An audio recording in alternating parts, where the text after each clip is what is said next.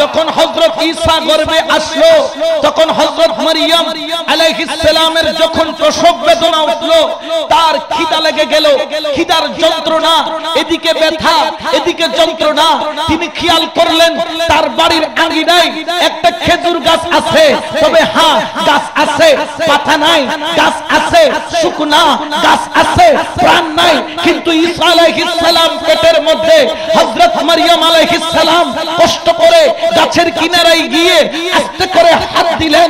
হযরত মারইয়াম বলে, জানো যখন ঈসা আমার পেটে আসলো আমার থেকে অলৌকিক ক্ষমতা বের হওয়া আরম্ভ হলো। বললেন কেমন?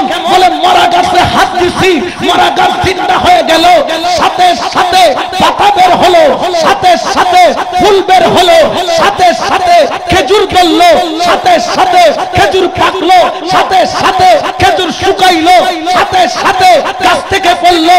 বললে ব্যাপার কি? বলে ঈসা আলাইহিস সালাম গর্ভে থাকার কারণে এই পাওয়ার।